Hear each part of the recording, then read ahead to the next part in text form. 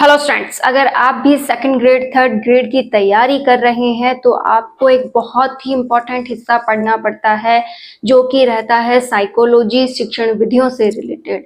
कई बार तो ये हमें बड़े आसानी से समझ में आ जाती है, कई स्टूडेंट्स को इनको लेकर प्रॉब्लम्स भी नहीं होती है, लेकिन बहुत से ऐसे स्टूडेंट्स हैं जिन्हें शिक्षण विधियां व साइकोलॉजी पढ़ने में बेहद प्रॉब्लम आती है। साथ ही ये समझ नहीं आता कि कैसे इन सबको मैनेज किया जाए, कैसे अपने अपने सब्जेक्ट के अकॉर्डिंग शिक्षण विधियों को पढ़ा जाए, कैसे इन सबको इजीली समझा जा सकता है।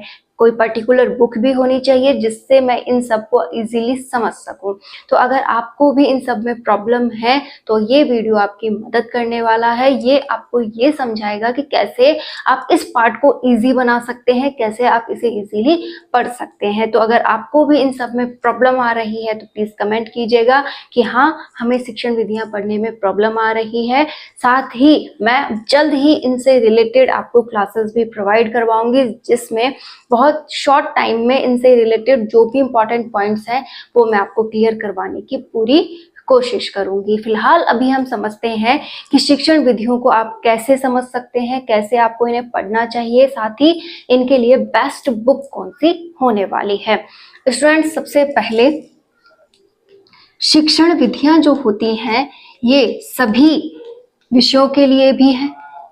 पर्टिकुलरली आप इन्हें हर एक सब्जेक्ट के लिए पढ़ते हैं, चाहे आप किसी भी सब्जेक्ट से बिलोंग करते हो। साथ ही आपके जो सेकंड ग्रेड वाले हैं वो भी इसे पढ़ते हैं, थर्ड ग्रेड वाले हैं वो भी इसे पढ़ते हैं। लेकिन यहाँ बात ये आती है कि कौन से इनके ऐसे इंपॉर्टेंट टॉपिक्स हैं जो सभी में कॉमन है। अगर आप उन्हें क्लियरली पढ़ लेते हैं तो आपकी बहुत अधिक मदद हो जाएगी। स्टूडेंट्स, आपने रीड क्लियर किया था, रीड में भी आपने शिक्षण विधियां पढ़ी हैं। अब आप ये सोचते हैं कि रीड की शिक्षण विधियां अलग थी और अब जो हम थर्ड ग्रेड मेंस के लिए या रीड मेंस के लिए पढ़ेंगे वो अलग होंगी। ऐसा बिल्कुल नहीं है।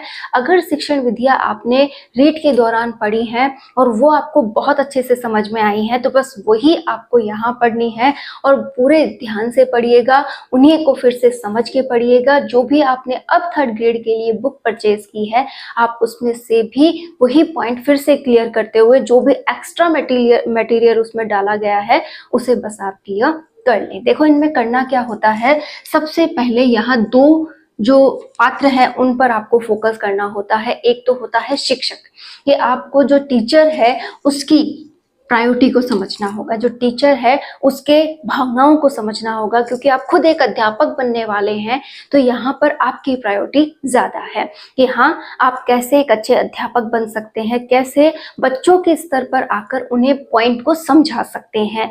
इसमें एक टॉपिक सीधा भी होता है कि जो शिक्षक हैं उनके गुण कौन से होते हैं, शिक्षक में कौन से गुण नहीं होने चाहिए, शिक्षक को कौन कौन सी क्वालिटीज अपनानी चाहिए। ठीक है, तो यहाँ पर एक अध्यापक के रूप में आपके मन में क्या विचार उत्पन्न हो रहे हैं, आप एक बेस्ट अध्यापक कैसे बनेंगे, आप कौन कौन से गुण अपने अंदर विकसित करेंगे, उन पर भी आपको विचार करना चाहिए। पहला काम तो ये है।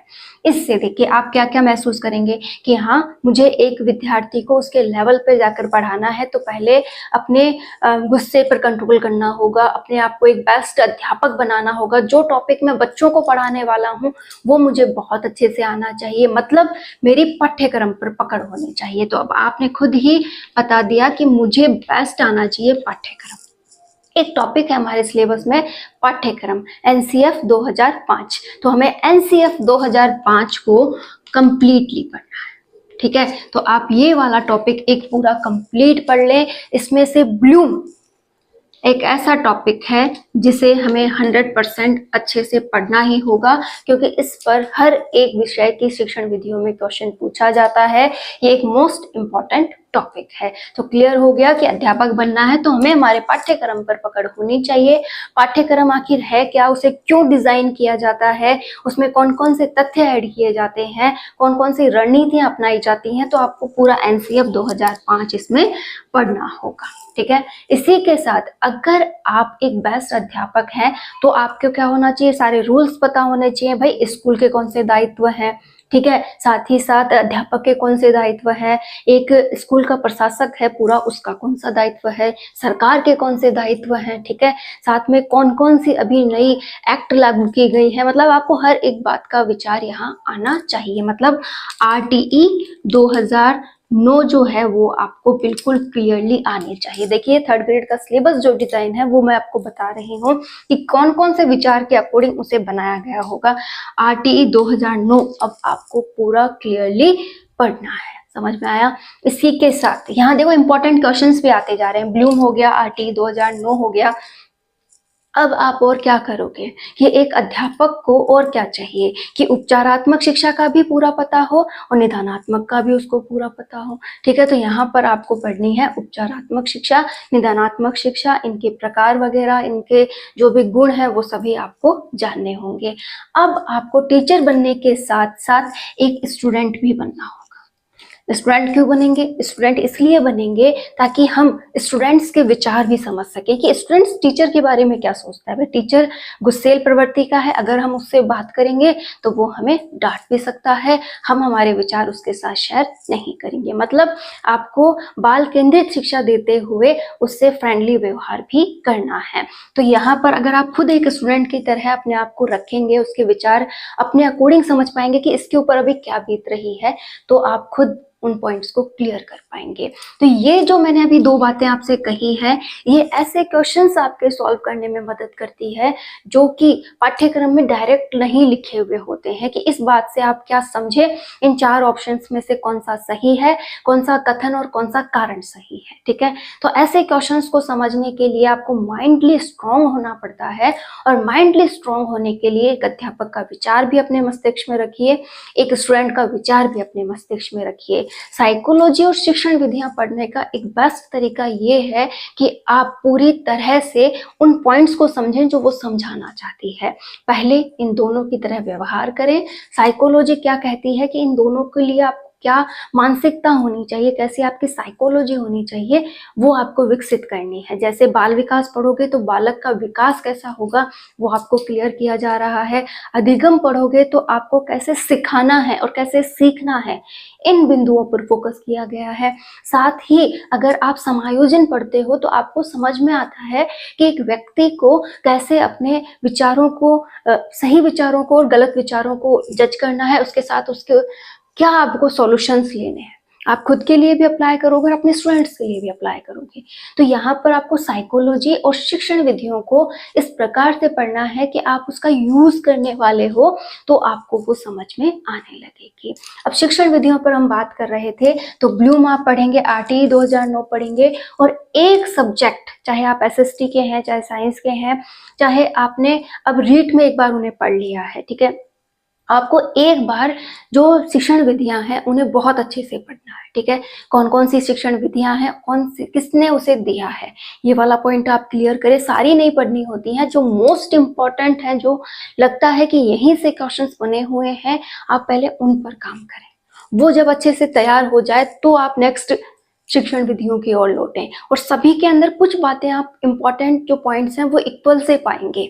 अगर आप ध्यान से पढ़ लेते हैं तो आपको लगेगा कि ये वाला हिस्सा ही तो मैंने इधर पढ़ा था, वो आपको समझ में आने लगेगा। जैसे पाठ्यक्रम हो गया, एक और है मूल्यांकन।